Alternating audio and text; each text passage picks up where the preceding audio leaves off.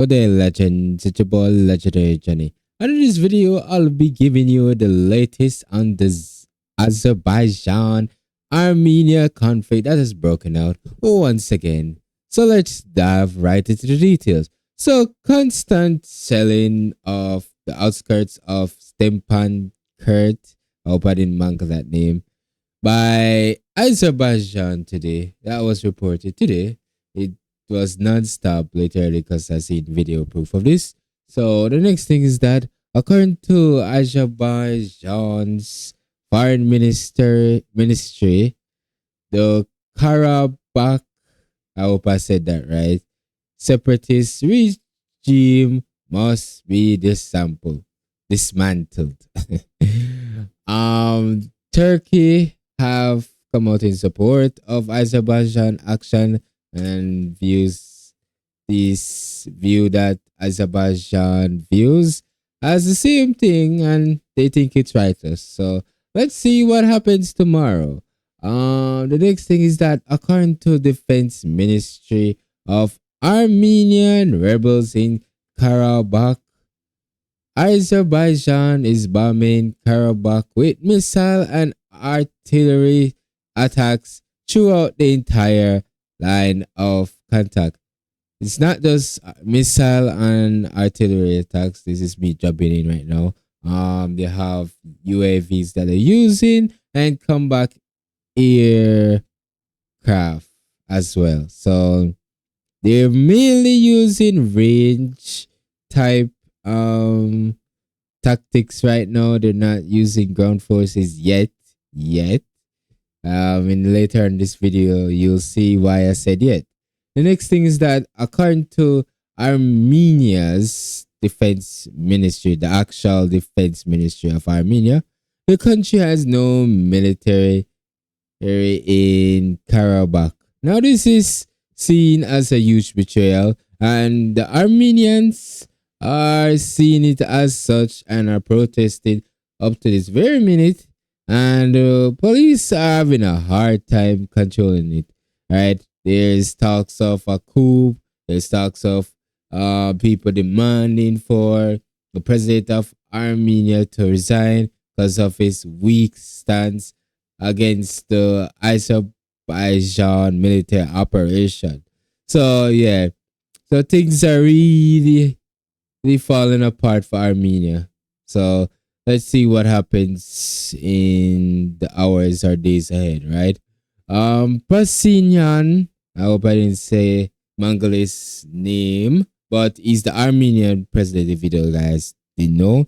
He convened a meeting of the Security Council of Armenia today, as well as France and Armenia about calling for immediate UN action following Azerbaijan military operations. So both of these countries has come out expressing their first, well, their rejection and idea of Azerbaijan rightful military operation according to Azerbaijan, right? So both of these countries want the UN to intervene and do some of my action against Azerbaijan. This is my opinion right here. I'm gonna say that UN is a useless branch right now. They solve nothing in the last century, So the UN is just useless in my opinion. So don't expect nothing to come out from this. The next thing is that Armenians, as I said before, are protesting and calling for the resignation of the country's president, as well as in Nagorno-Karabakh. I hope I said that right. I think I did. Almost 7,000 people have been evacuated from 16 civilian villages. So, as I said, every conflict, as you can see, affects the civilian population the most, not military, but civilian, right? So the next thing is that the Ministry of Defense of Azerbaijan claims to have gained control of a whopping 60 plus combat sites in Nagorno Karabakh, including 20 military vehicles and more than 40 artillery batteries. That's a huge gain for a military operation that is not full scale yet. And as I said, there's an ultimatum that we're going to be discussing later on. Well, after this last story, which is Azerbaijan claims it has temporarily disabled TikTok because of the military conflict in Karabakh. Now, of course, common sense people will see that they disable it because they don't want people to be leaking Azerbaijan actions on social media and jeopardizing any future classes or actions, right, by the Azerbaijani military. So, all right, with the power of positive, I will come right back with the ultimatum that I said that I will discuss it. All right, so we're back after the power of pausing because no editing goes into these videos. I do these raw, no editing goes into the video, so you will see my mistakes in all the scrolling. But anyways, let's dive right into the last piece of information, which is the ultimatum, right? If the government in Nagorno Karabakh does not declare their surrender tomorrow, Azerbaijan threatens to conduct a full-scale ground attack there. So Azerbaijan is really stepping up the ante and saying that, hey, you better wave the white flag or we're going to come in there and smash your forces like we did before. By the way, that's my opinion. They absolutely smashed Armenian forces with the help of Turkish UAVs, which in my opinion is pretty darn good. Like, that is very scary at that.